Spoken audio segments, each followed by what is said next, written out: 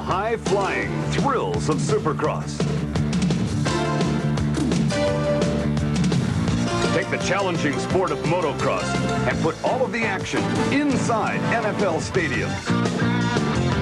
Make the toughest tracks. Invite the world's fastest riders. And offer over $100,000 in prize money as an incentive. And you've got the ultimate showdown, the Coors Super Crown of Stadium Motocross Series.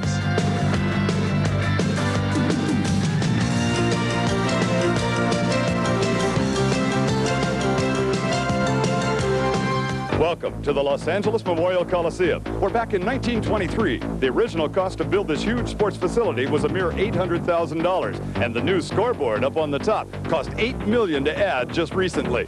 It's been the site of two Olympiads, the first in 1932 and the most recent in 1984. And 16 years ago, it hosted the first ever stadium motocross event. They called it Supercross. Tonight, it is round number 3 of the Super Crown of Stadium Motocross and the 10th and final round of the AMA National Championship Supercross. Hello, everybody. I'm Bruce Flanders, and along with David Stanfield, we'll be covering a racetrack, David, that has got to be twice as exciting as it's ever been. It is spectacular here. This is the granddaddy of all Supercross events, but tonight it's more like a motocross. It is going to be an endurance test. The track is so long, it's 0.6 of a mile. It is very fast. Lap times are about 1:15, so it's going to be a long race. It's going to be like a national outdoor motocross. And we've got some talented players here. They say Americans have dominated motocross on a worldwide basis for the last few years, and every dominant American is here tonight. For the last 6 years, Americans have dominated motocross, international motocross. That's when they do go abroad or when the Europeans come here. They have dominated motocross to the names of Ricky Johnson. They call him the fastest rider in the world. He's got the number 2 plate tonight, but he has clinched the Supercross championship, so he'll have the number 1 plate next year. His competition, Ron Lachine, Brock Glover, and Mickey Diamond. Now, we've said that this is the last night of competition. The points they've been earning all through the season. Let's take a look at those now, because they'll divide up a lot of money. In the Super Crown of Stadium Motocross, round number 1 was held at Anaheim Stadium. Rick Johnson won that event, followed by Mickey Diamond, Jeff Ward, Brock Glover, and Eric Kehoe. Round number 2 was in San Diego. Rick Johnson won that event, followed by Jeff Ward, Ron Lachine, Mickey Diamond, and Brock Glover. The 250cc point standings for the Super Crown of Stadium Motocross, Rick Johnson with a perfect score, 50 points, followed by Jeff Ward, Mickey Diamond, Ron Lachine, and Brock Glover. Jeff Ward is not racing tonight. He is injured. Before heat race number 1 gets started, let's take a look at tonight's racetrack. And David, this is a tough one. This is Yamaha. Russ Wageman, a privateer rider with our Yamaha close-up. He has got a camera on his chest protector. You see that little thing right there, a chip camera, and on top of his helmet is a transmitter. This is a Coors Moto Cam, and it's quite a thrill. Taking off the start line into the left-handed turn, pretty tight here. The back straight, it was so bumpy that the chip camera did not work, so we automatically go to the front straight, and this is pretty rough too. This is not exactly what you'd call smooth sailing here, as we actually crossed the finish line there, and we air-timed a little while. That's a big tabletop. Here's the big double over a sand pit, and into a left-handed turn. You take the outside, it's pretty fast. The berm inside is kind of a little groove over a series of 7 doubles, then a right-hander turn, kind of a one line there up through the peristyles. Now, the peristyle are marble-covered archways. They are beautiful. As you get to the top, you have an option of where you want to exit, and you have another option of which one you want to return through. But different lines are going to be quicker at different points in the evening, and the beautiful marble covering up there is something to look at. Here's a great turn, a big passing turn here. The outside is the fast line, but the inside's for passing there. They pass the mechanics, get their pitboard signals out to the outside of the Coliseum one more time. And out of the view of the spectators, those of us who are watching here on the video are going to be able to see it. But the spectators don't see what happens back there. Re-enter the Coliseum once again and drop quite a ways. Here's the big drop off and onto the back straight one more time, and that's what the track looks like. This will be heat race number 1, getting set up to go. And in fact, the board is now sideways, so watch the starting line closely. Featured right in this, Mickey Diamond, Doug Dubach. There are some great riders in this, but it's Mickey Diamond who's expected to win, and Mickey Diamond has pulled the whole shot right there, along with Doug Dubach. 2 great starters. They jump out to the lead of this heat race number 1. Boy, there was some wholesale airtime right there as they were whistling along. In heat race number 1, there's got to be more tension, too. It's got to be tough to come off of the trailer and be ready to ride in the very first ride of the night. A couple of them tangled there, number 36 and 411, I think. That was Billy Frankie tangled with, I'm not sure who that was. That one set of doubles just past the start-finish line. You missed that one, and you're on an ambulance trip, aren't you? You were in tough trouble here in the Dubach, already having trouble in the series of 7 whoops. The one line here kind of funnels down, and we've got Mickey Diamond already out to us.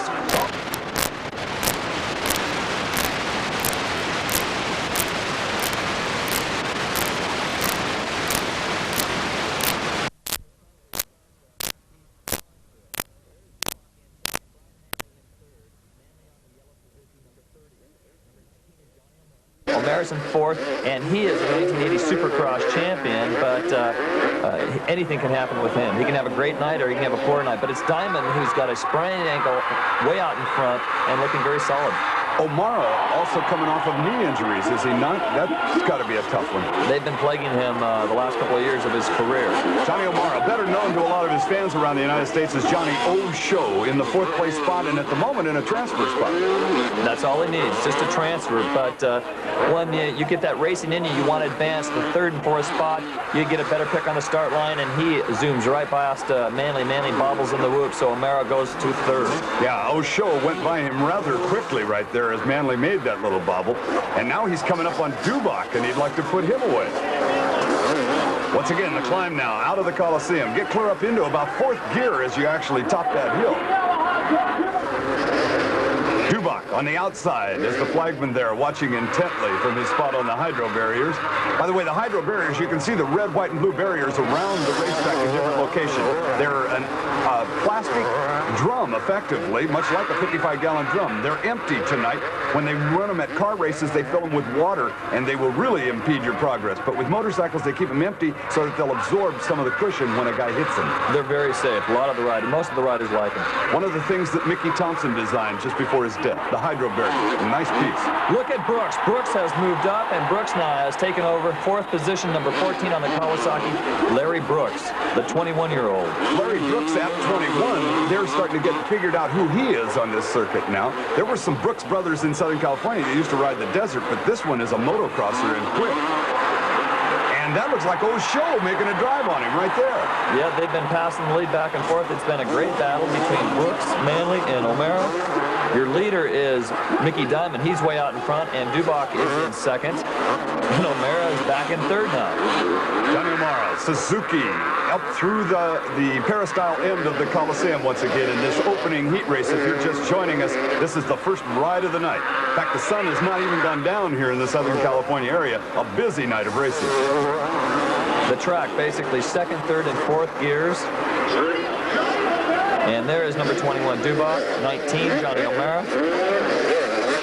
And Larry Brooks following O'Mara. Watching O'Show as he re-enters once again. Now here he's coming to the biggest air time on the racetrack, at least it looks like it to us. Fastest portion on the back straightaway right now. Wow. The total elevation has got to be 18, 20 feet in the air at least. O'Mara's with a great ride thus far on this heat as we close out this heat. O'Mara had a good 4th and 5th start, dropped back a little bit, bobbled, and now he's hard charging back up into 3rd. White flag out for him right now. One more time around for those of you that follow AMA style of racing. And O'Mara, number 19, on Dubach. And as close as you're going to get, at least that we've gotten at the moment. The fastest heat of the day out of the first 4 heats. The winner there gets the pick on the pole position, so you want to be in the fast heat, but you want to have a higher placement. O'Mara's incentive here to pass Dubach is a better pick on the start line in the main event. Yeah, about 4 places better he'll get to choose going into that corner, and he wants that right now. Dubach knows he's there, trust me. It is a good ride by O'Mara, and Brooks is staying right with him as well. Less than half a lap left. And one more time, they're going to get major air. Dubach came off of that corner well, but here comes O'Mara with the throttle on, smooth over the jumps. Oh, the crowd is loving this one. The battle for 2nd place. The big triples on the back straight. Lots of guts, and Brooks tries to get right in there. And Brooks passes Dubach. Dubach, that was an expensive last half of a lap. There's your winner. And here is 2nd place, O'Mara. Here's a look at the finishing order in that first heat. Mickey Diamond wins it, Johnny O'Mara second, Larry Brooks third, Doug Dubach for the fourth place spot, and David Stanfield right now has cornered the winner of that last event, the Yamaha factory rider, Mickey Diamond. Mickey, congratulations on the heat victory, start to finish, but did you feel any pressure? They were closing on you. Well, I knew where they were, and I was watching my mechanics. He was boarding me, and I didn't slow down or anything, but I just, I did what I had to do to win. The sign is going to go sideways, and we're going to have heat race number 2 underway here at the Coliseum. Boy, I anticipated. There it is, sideways. Watch for this start. I'm Bruce Flanders, along with David Stanfield. And David, there's no weak hitters in this one either. Well, we've got a lot of factory pros in this, and number 9 with a good hole shot looks like Eric Kehoe, the 6-year pro rider. Kehoe, Team Suzuki's out front, followed by Jeff Stanton. Stanton on the Yamaha, the 20-year-old, just a 2-year pro from Sherwood, Michigan. Well, the crowd does respond when there's suddenly 15 guys get put up in the air like that. Those big triples, what a thrill. Again, they are racing for position here that will allow them to choose the starting position for the main event. I mean, you're not going to get rich winning a heat race tonight. Oh, look at all these guys in the back. Their dream is to make the main event. In order to make the main event, they've got to qualify, or at least for this heat race, in the top 4. If not, they have to go to another qualifying heat, the semis, and you don't want to do that. You'll be too tired to have a chance at winning the main. So right now, you want to get in the top 4 positions, and we're looking at the yellow bike, number 9, Eric Kehoe, leading this race. He's obviously got a good, comfortable lead, along with Jeff Stanton. But the battle right now, look, there's 2 guys shaping up in the front, 2 guys in the back, and then there's a whole mess of riders, privateers trying to get in there. Eric Kehoe out in front of it, calls Burbank his the town where he was born in. He's 23 years of age. He started off on the little mini bikes. He was born in 1964. He was right in the right era where he was just old enough when they started building good little mini bikes. And he's been riding motocross for over a decade. A great rider, really solid, and Stanton is putting in a fine show. Stanton is more of a, I consider him an outdoor rider, like a Brock Glover, a big 500cc rider, but he's looking very strong here today. We don't know if Kehoe's making mistakes or if Stanton's riding real well. Stanton out of Coldwater, Michigan, invading the Southern California area effectively and doing a good job in the heat. In that second place spot, Yamaha mounted.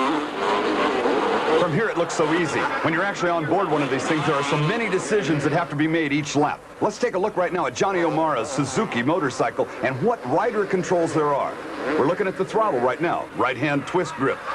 Lifts the throttle slide quickly. And watch the right hand in this particular application on the corner as he judiciously dials it on and gets it off the corner in a hurry. But the throttle's not the only part that you've got to worry about. We're talking now clutch. 2 fingers should pull the 7-plate clutch plates apart and allow the transmission to shift gears easily. Watch his clutch hand in there. He was actually clutching in that slow motion and making a gear change. The Suzuki that O'Mara rides is one that they keep finely tuned. This is what the left foot does, the transmission. 1 gear down for first gear, then pick it on up, go 2nd, 3rd, 4th, and 5th. And again, if you watch real close, maybe you got a big screen at home, he's clutching, he's shifting, and he's getting ready to apply the brakes upon landing. The right hand does more than just the throttle. That's the brake lever for the front brake. Now, there are 2 brakes. There is the right foot applying the rear brake. 70% of the braking is really done with the front brake. The rear brake will get you stopped, but it takes a lot longer. A judicious use of both brakes is the quickest way around this racetrack, and braking all on a straight line will help you get around quicker. Now back to the racing itself. That's Eric Kehoe, still in front of this second heat race, and he's running well, David Stanfield. Eric Kehoe doing exactly what Johnny O'Mara does. Use the front brake, use the rear brake, use the shifting, everything, but you've got to use it so quick. It comes natural, these guys. Darkness is beginning to come to the LA Coliseum. The bright lights are on, and you'll see the lighting change at home as this night full of racing hammers on in heat race number 2. And the first 2 guys, less than 3 bike lengths separating them at the moment. There is another battle for 3rd and 4th right there. There is that is Fred Andrews in the back and Jason Upshaw. They're in their own separate battle again for a transfer spot to the main. Similar to this front battle right here. And it looks like Kehoe has it controlled, and all of a sudden Stanton's up on top of him. Okay, these things can change drastically. Just get yourself. I would have a hard time making a whole lap around this racetrack, and I rode the first track back in 1972. Got in 3 laps before I said, I'm too old for this. Kehoe moving along smoothly right there, and the 2 of them have broken away. Look at the lead they've got over 3rd place. It is now or never for Stanton. He better make his move. Coming to the flag right now, I think, as they come off of the corner. Oh, that's a hard one on suspension systems right there. At the finish line, white flag. One more time around, so Stanton's got one more shot. This is it. Eric Kehoe coming off of the corner right there. 1987, the U.S. 125 Grand Prix at Steel City, Pennsylvania was his. But we're in the L.A. Coliseum tonight. Going around a little bit of traffic there who looks like he's on a completely different time frame. And Stanton now, he's either got to make the move or hope that Kehoe makes a mistake. And you see that, a disappearing act, he tries that inside line. Definitely. There are several places out there with 2, maybe 3 lines through the corner, especially at this early point in the evening. And Stanton, if he's got one left, if he's got an ace up his sleeve, it's time to pull it and go to work. They are less than a half a lap now from the finish of the heat. And coming to the airtime portion of the course. Good drive there. Stanton's closing on him, open over the triples.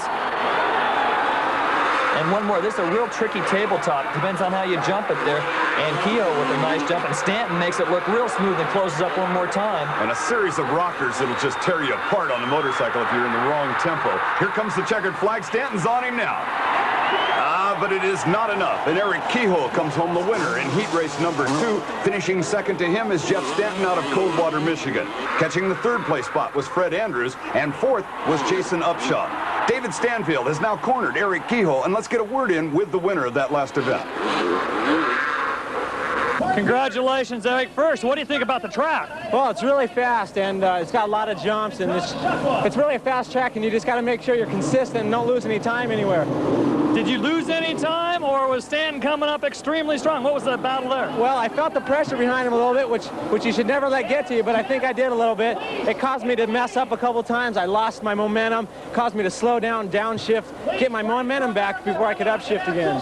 Concentration, right? That's the key? That's the key, and I'm going to go out there in the main event, and I'm just going to work on that concentration. Hopefully I can come out with a win. Best of luck. Okay, thanks. Heat race number 3 on this Supercross night is on the line. That's Russ Wageman, and he's got our camera mounted on. If you've been with us on this broadcast, you know we're going to be giving you shots from the track during the race, hopefully.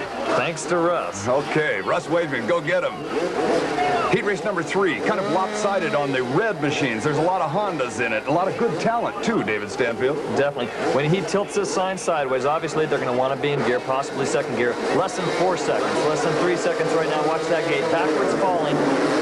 We're underway, and turn 1 has been a tough place to be so far tonight. There's one down. That is Cooper. What a remount! What a remount! Gene Autry gave that one bonus points. Guy Cooper, number 5, the Pro Support Team Honda rider, remounts in last spot. Remember that. But out in front, it is the Australian, the wonder from down under, from Perth, Australia, Jeff Lease on the 7 Honda, followed by his elder statesman, number 3, George Holland. Hey, look at this, the POV. Russ Wageman trying to take your teeth out right now with the handlebars right there, watching how hard those rockers make a guy work. I believe Russ is in about 9th spot, and he's working for every spot he can get. Kalos bobbles a little bit through the whoops. There's Cooper. Cooper has already passed 6 riders from that first turn fall. That was an amazing remount. I wish we could see that one again, but here he comes. Cooper, who was the only rider going down in turn 1, is now working his way back through the field. The leader, number 7, Jeff Lease, the Aussie, and he can get one underway in a hurry. They've been calling him Crocodile after the movie, but I believe he's known as Bounder, which means the kangaroo. George Holland on the number 3 motorcycle is running in the 2nd place spot. Holland out of Kerman, California, which is near Bakersfield in case you can't find it on a map. They say he's an almond farmer. Trust me, they're probably real good ones. Nice warm place to be around July or August. Back on board with Wageman. This is a ride that is going to thrill you a couple of times tonight. The Coors Motocam giving us a great shot. Back to the leaders now. 2 Honda machines up front.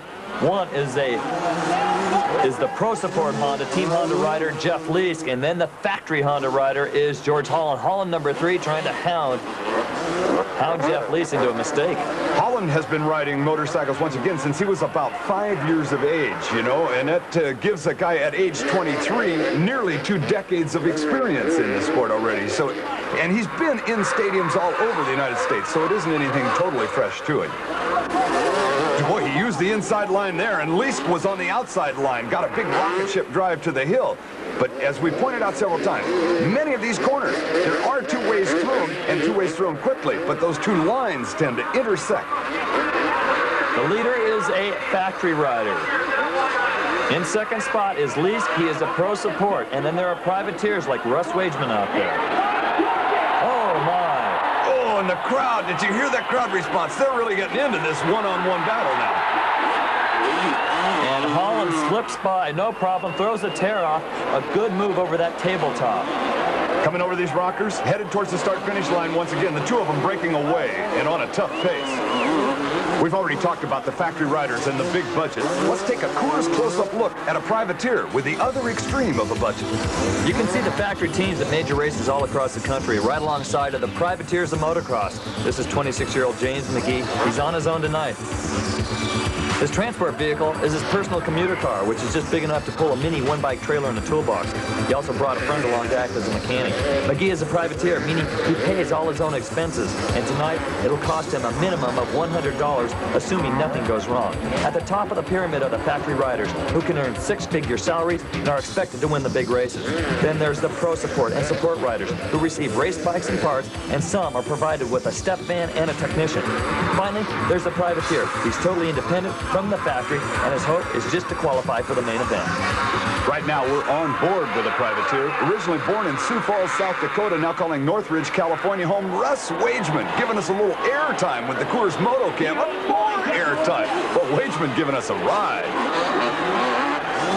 The white flag now waving, and number 3, George Holland, who is far from a privateer, has got control of this heat race, Dave Stanfield. He is riding extra special right now. He's really got this track dialed in, looking very strong. George Holland, the Honda, has not skipped a beat, and he's going to have one of the best picks at the starting gate for the main event, or at least he will about 2/3 of a lap from now if he maintains his position. Number 3, George Holland, the Honda, coming back to the Coliseum floor, uses the berm on that corner now and climbs back out one more time. Not waiting at all for his Honda teammate. He wants to win. He wants to win by a big margin. It's contract time. This is the end of the season. Number 7, running in the second place spot, the Aussie we've talked about, Jeff Leask. He, when he arrived in this country, didn't know what stadium motocross was all about. He has certainly adapted to that. Yeah, he has all 3 motocross titles in Australia. The 125, 250, and the 500. Very adept and learning motocross here, and his future hopes are going to the Grand Prix Wars in Europe. Now we'll watch as we cross the line right here. Will George Holland style it like everyone else has for the pictures? Here he comes. This is a checkered flag waiting for him just seconds from now. Didn't do it as radically as the others had. That's number 5, Cooper, the one who unloaded in turn 1 at the beginning of the heat, remounts and finishes 3rd. Results, George Holland wins it, Jeff Leask 2nd, Guy Cooper 3rd, Keith Bowen 4th. And David Stanfield has now cornered the winner in that heat, George Holland. Let's talk to him. Leask is tough, isn't he? Yeah, Jeff was riding really good. He was riding really hard through the corners, pushing hard. So I just followed him and found his lines, and then I had a good line in the back, and I passed him. Okay, he's a teammate of sorts. Now, you're considered a factory rider. He's considered a factory pro support rider. Obviously, well, you've got to win, right? There's more on your shoulders? I think so. Plus, I think he wants to beat me maybe because he wants my job. But it was a clean ride. I knew he wouldn't try to take me out, and I wouldn't try to take him out. So it was a good race. Pretty fun track. What's the best thing about it? Oh, it's really fast and hard to pass on. I think it's exciting because the only place you can pass is off the big jumps. So the triples and the doubles. Airtime in the main event. Yeah, for sure. Best luck. Thanks a lot. Heat race number 4 gets ready to go. They've announced a figure of over 45,000 people in attendance. And this race, David Stanfield, should thrill them. The heavies are here. The heavies are here. Again, Jeff Ward is not racing, but the nemesis, his nemesis, Ricky Johnson, number 2, his teammate, Ron Lachine, number 4. There's Dean Matson out in front on the yellow bike, and Glover, number 44 on the outside. And number 2, Ricky Johnson on the inside of him. And Glover has taken over the lead. Everybody got through turn 1 cleanly. and it is Glover out in front on the Yamaha. The Honda in the second place of Johnson, and it looks like the Kawasaki of Lachine in third. That brings up a good point. You know, there's a Manufacturers Cup that the Mickey Thompson Entertainment Group puts up, and at the moment, coming into this last race, Kawasaki has a chance of tying that one all up. Oh, yeah. They've got the Ultracross wrapped up with Mike Kidrowski and the series champion, Jeff Matasevich. They've done really well in the 125 Ultracross.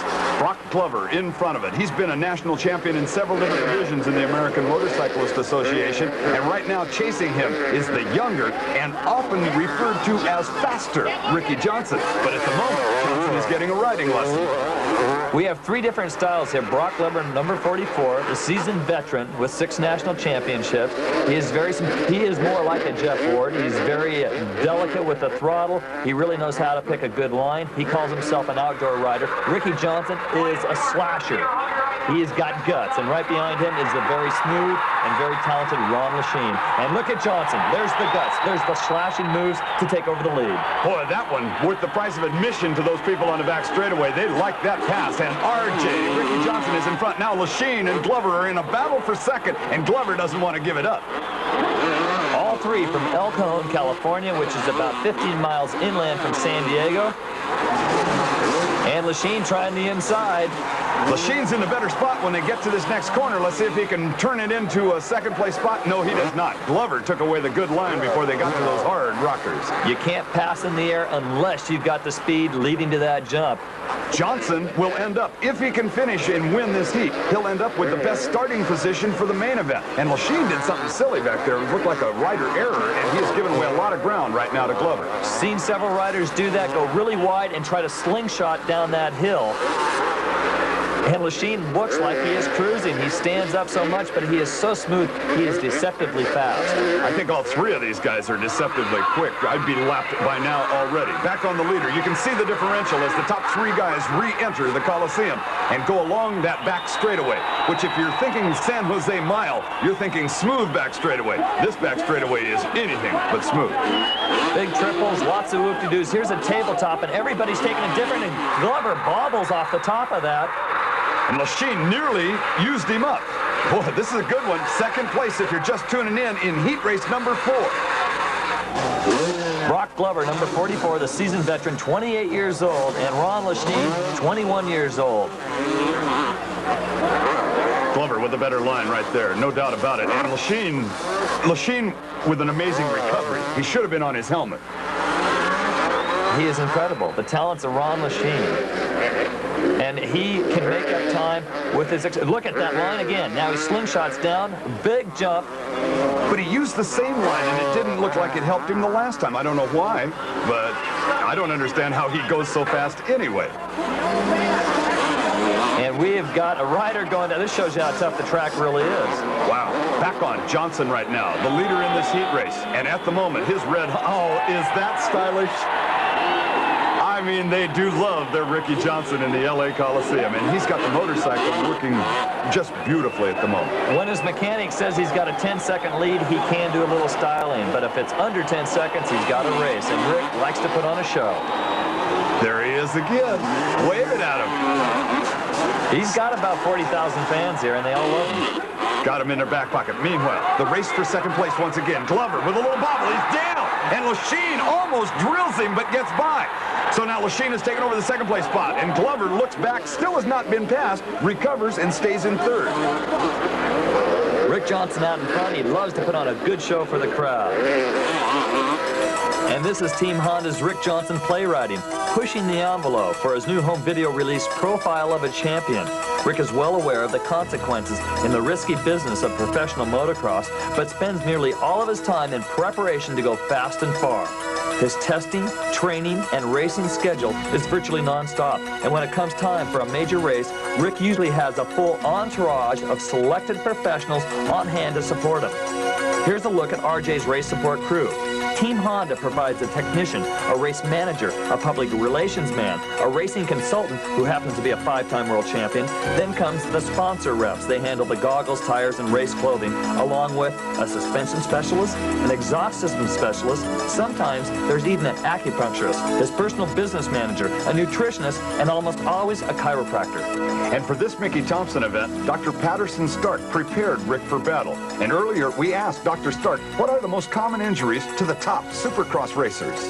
Probably extremity injuries, wrists, ankles, and knees would be the most common. And as a chiropractor, the back injuries that we don't see too many of, but as you see on the track tonight, the stresses and strains that they'll take to their wrists, knees, and ankles as they take up the compression of these jumps and high-speed impacts. Every racetrack has its own demands on the body. Rick has been fortunate. His career has not been plagued with injuries, and the credit must go to his complete race preparation. Over the past 8 years as a professional, he's reached a level of speed, aggressiveness, and aerial bravery that few in the sport can match. Oh, look at that landing.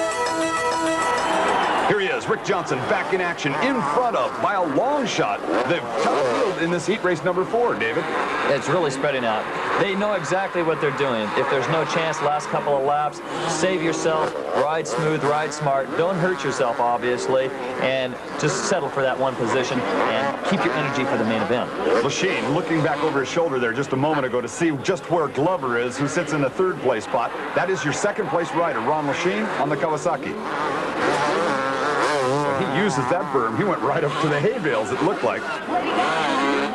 Out of the Coliseum once again as we follow the 2nd place rider, Lachine, now with no pressure on him, and I don't think he's even got a snowball's chance to catch the leader. Unless Ricky makes a mistake. There's Ricky. Oh, two-handed wave to the crowd on the back straightaway.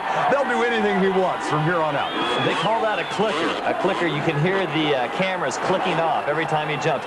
Right now he is having fun with the crowd. He can hear him in his helmet, no problem, over the sound of the motorcycle, so he'll show off for him. Last lap flag for Rick Johnson, and if there's a time to start showing off, it's now. Look at him kick the rear end around and wave it at people. RJ, if you have never seen this guy work live, I suggest you do it. Whenever there's a big-time AMA motocross anywhere near your hometown, he's impressive. Once again, through that outside line where they lose sight of him from the spectators, although inside the stadium, they get to see it on a scoreboard, the same basic shot that you're getting at home. And here's Johnson now. He knows exactly from the pit boards where the Kawasaki is behind him and where yet number 44, Glover, is, and they're a long way back. Half lap to go. He knows exactly where he's going to have fun with the crowd. It's that big triple off the back straight there. He's setting up for it right now. He's thinking about it, and the crowd's anticipating a big jump here. All right, watch it. We'll ride along with him. Last time he waved to him,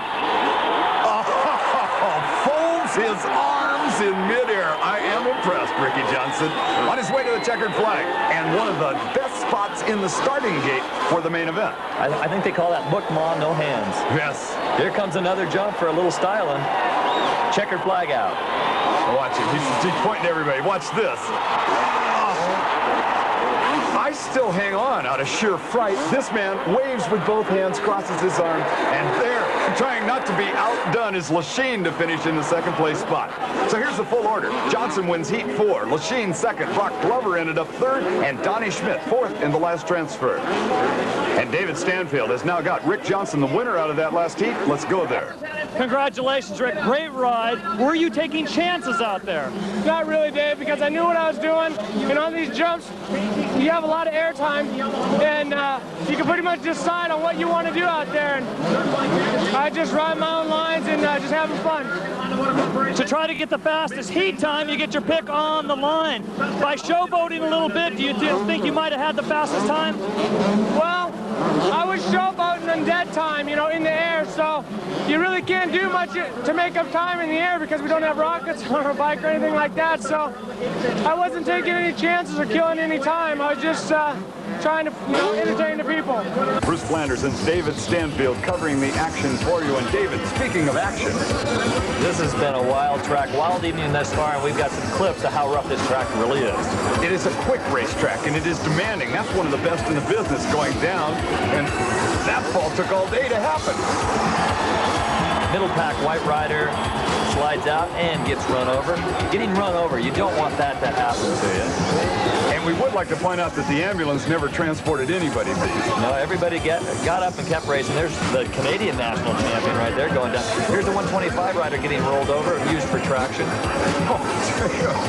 It's main event time in the final Supercross race of the 1988 season. And David Stanfield, here comes the starting gate on the main. 22 riders trying to get the whole shot. It is Kehoe and Cooper. Oh, we tangle a bunch of them right there. Number 2 is down, Ricky Johnson. There's a total of 6 riders in this incident. One of them might be hurt. That's Johnson trying to get his number 2 motorcycle back up after winning the last heat race. Cooper got actually hit after that. He's the one that spun down, the red motorcycle flying through the crowd. We've got, I'm not sure, it looks like Doug Dubach out leading this race, but the Suzuki team, the main members of the Suzuki team and the Honda team went down in that first turn pileup. And there is not a restart condition, folks. Once you see that green flag waving, that's a reassuring green flag to let them know that the start was good. If that was a good start, I'd hate to see an exciting one. Number 21, Doug Dubach leads it here in the early stages, but they're all over this racetrack right now. Oh, getting brake checked is Jason Upshaw. He goes down, and Ron Lachine rams into Upshaw, and Lachine drops back 8 places right there. Number 4, Lachine, who did so well in just the very last heat race, is now watching him go by him wholesale as he gets started again. 44, doing pretty well, Brock Glover, and the number 6 rider in there, also in the 3rd place spot as they climb out of the Coliseum. It is Glover hounding Fred Andrews now. Glover easily went by that mishap there on that corner where Lachine went down. Glover's in 3rd. It is Fred Andrews from Salem, Ohio in 2nd, and Dubach is way out there. And here's Glover's charge. Glover goes for the lead. Right here, it's airtime once again, and Glover is in control of this situation. He may have gotten lucky because of the fact he didn't qualify for a good starting position. He avoided this. Here's a replay of the start. Inside that circle, Guy Cooper to the left on the red Honda. To the right is Eric Kehoe on the Suzuki. Look at Cooper get thrown over. Count the revolutions the Honda makes. And Kehoe slams into the plastic barriers and goes down. And there is Cooper getting run over by, it looks like Larry Brooks. Brooks had nowhere to go. And going by was number 44, Glover, who's now in charge of this race. We're looking at Ricky Johnson, though, hammering through traffic. Ricky Johnson started his charge from 19th spot. I believe he is up to about 14th right now. Back to the leader. There is the lead change. Glover takes over the lead over Dubach and makes it look so easy. Dubach wondered where he came from. I mean, that thing was boom and gone. And 44 now in control overall, and Dubach wondering what happened. Get in tow, Dubach. Hang on to that guy right now. Get away from that pack. Down into the Coliseum, all the way to the floor of the Coliseum once again. And here's the airtime jump that they have been using, especially Glover lately. There it is. Nice and smooth. Nothing foolish. No folding of his arms. No waving at the crowd now. He's all business. Scott Glover and Doug Dubach are already at least 200 yards ahead. Part of the way that incident happened in turn 1, it took so many of them down. What amazed me is that they all got up and walked away from it. And there is Ron Lachine, number 4. Lachine is moving up on Fred Andrews. And a rider goes down. That's Billy Frank, number 36. And here is Rick Johnson's charge from the back of the pack going past Keith Bowen. Ricky Johnson, if you honestly just caught up to us on the dial, Ricky Johnson was in a turn 1 incident and we had written him off. But he's starting to climb back up through traffic right now. There's 3rd place. That is number 14 on the green machine, Larry Brooks, and he is being hounded by number 6, Mickey Diamond, the factory Yamaha rider. And in this battle coming up quick is Ron Lachine. Lachine's right back there. The points races, the money, the whole bit is riding right here on this main event. And that 3rd place one is a very nice-sized paycheck. Out in front is Brock Glover. In 2nd is Doug Dubach. This is 3rd place, number 14, Larry Brooks. A private mano-a-mano type of war right there for 3rd place. Behind them still is Johnson. And whether or not Johnson will ever come up to be a factor with them, we'll just have to watch and see.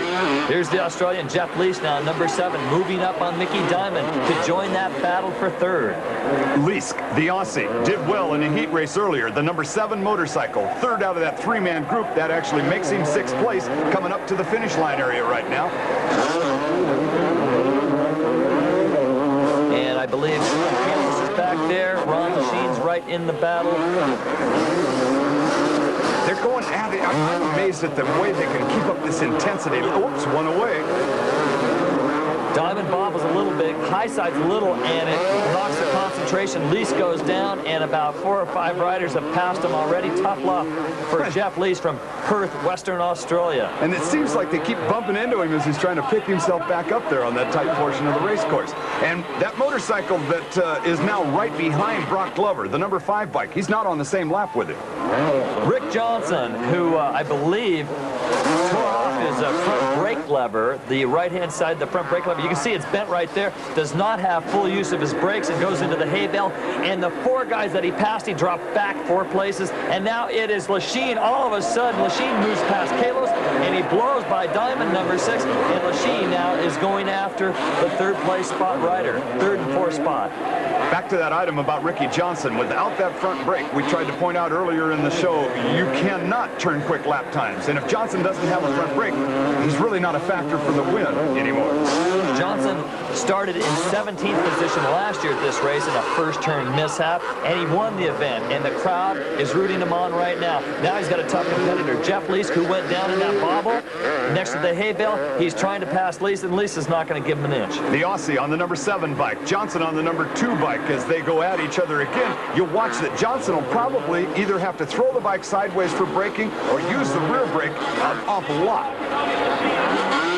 Johnson can pass over the jumps where the gutsy high-speed movers and his skill will come in, but in terms of coming into a turn and really outbraking somebody, it's going to be kind of difficult. The Los Angeles Coliseum, Bruce Flanders and David Stanfield covering the action. John Bradley Entertainment has got 11 cameras out there, including one that didn't make it to the main event, Russ Wageman. If you're just tuning in, you missed our onboard camera that was giving us some great shots. Russ is done and back in the pit area right now.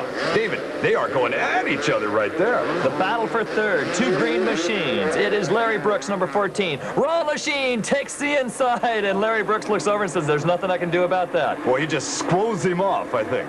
Now, number 4, Ron Lachine is in 3rd spot.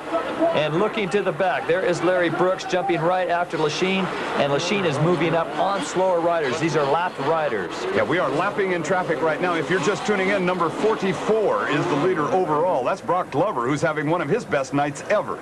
He's riding all by himself. It's very lonely out front. Number 4, that's Lachine, is sitting in the 3rd place spot. And there's Ricky Johnson coming down the hill, the number 2 red Honda. He dominated Supercross all this year. There he's making a pass. Boy, they do go side by side. You've got to trust the other guy. He blows by Schmidt and then overtakes Andrews, tries to overtake Andrews. Andrews goes to the outside, just about pushes Johnson off the track. And Johnson's trying to overtake Fred Andrews and Johnny O'Mara. Johnny O'Mara, a former star on this circuit, riding with a bad knee injury right now, and not the same Johnny O'Mara we knew last season. Former Supercross champion Johnny O'Mara right in front of number 2 Ricky Johnson. Kind of a crowd favorite, Ricky Johnson. He won last year after a devastating start, coming back from 19th spot, 17th spot, something like that. And he got another horrible start in a first turn mishap. And there's the leader, all by himself. Now the person behind him, he's been lapped. He was in that first turn mishap. That's Guy Cooper. He's just tagging along for the ride. But Cooper is motored along pretty well. He hooks in behind Glover, and they've been working their way through traffic. Cooper's been letting him open the holes in traffic. Exactly. Here is 2nd place now. 2nd place is number 21, Doug Dubach. The Yamaha rider is being pressured by Lachine. Lachine just flew up to Dubach, and now it's all over. This is the best one-on-one battle on the racetrack, and it is for 2nd place money here on the victory rostrum. Dubach, number 21, Lachine, number 4, getting ready to climb out again. Up the hill they go. Dubach with a half a bike length on him. Dubach going for pride. Lachine going for points in the AMA Supercross standings, trying to overtake his teammate Jeff Ward, who's not racing tonight. And he does. Lachine moves into 2nd, and it could be enough points to move him into 2nd overall in the AMA point standings. Different lines through that corner. One used the berm, one used the low line, and we'll follow him a little bit more. Lachine into 2nd, as the graphic tells you. Dubach seems like he might have throttled off just a little bit, decided to let him go. 2nd place Lachine, 3rd place Dubach, 4th place I believe it is Sean Kalos now. Kalos has moved up, and Ricky Johnson is back there. There is a battle. There is Larry Brooks way in the back. Brooks hits a hay bale. Oh my. That looked like like something Greg Louganis would do at the Olympic pool. He gets up and walks away from it, He though. better watch out. Here comes Ricky Johnson up and over his head. Johnson just sails over him on the big triple. Johnson, like a commercial pilot, just cruised right over the top of him. We're watching the leader once again. This is 44, Glover. And now, it's a long, long way back. I believe the white flag's coming out. Mike Chavez, Brock's new mechanic for this year, is very excited. Tell him, keep your cool, Brock. You've got one more lap to go on the pit board. The Yamaha factory pilot, whose contract with Yamaha is done just a few weeks after this event is over, and he's letting them remember how you spell Brock Glover at Yamaha. And he got into the lead by having good fortune and good brains. It was the main event that really caused everything to happen tonight. It was a crash that a lot of people thought might have been red flag, but right now we are still into it, a non-stop 20-lap race, and it is Brock Glover with the lead because of this. Here's the replay of the start. Now, once again, focus on what happens in just about the middle of your picture. It is Kehoe with the yellow bike careening off a guy, Cooper. Cooper does an endo, but right behind Cooper you see Lachine number 4 and Glover number 44. If you look to the left, they totally put on the brakes. It is Ricky Johnson getting hit by Cooper's bike. Kehoe goes down. Cooper gets run over a second time, but there's Glover right in the middle of the screen, number 44, easily makes it around that crash and moves out to the lead. And right now, he sees the checkered flag on the other side of the track, off the triples, and just about goes down. Less than a third of a lap now, and it will be a victory for him. There's Johnson well back, but coming like a bandit right now. He's in 5th.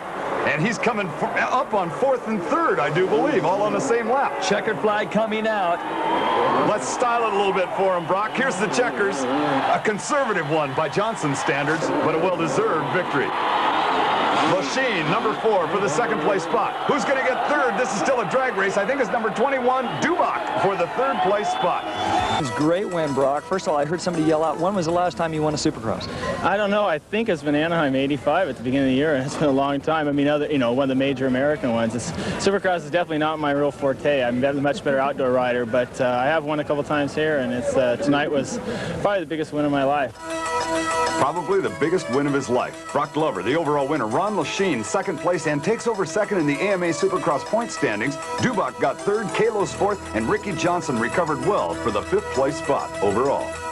It's got to be the best performance out of Brock Glover in about 3 years to take the battle tonight. But this trophy right behind us, David Stanfield, isn't his. The war was won by Ricky Johnson, but he's not too happy about a 5th place finish. Brock Glover, Ricky Johnson, both going for the 3rd LA Coliseum win. It was Brock Glover winning his 3rd time. Ricky Johnson, well, he doesn't win, comes up 5th, but with the trophy and the series title. From the place where Stadium Motocross had its beginnings, we're wrapping it up at the LA Coliseum with a great night of racing. For David Stanfield, I'm Bruce Flanders. Our congratulations go to the 1988 Super Crown Series champ, Mr. Rick Johnson. A well-deserved victory overall in points. The Coors Super Crown of Motocross is a production of the Mickey Thompson Entertainment Group in association with John Bradley Entertainment.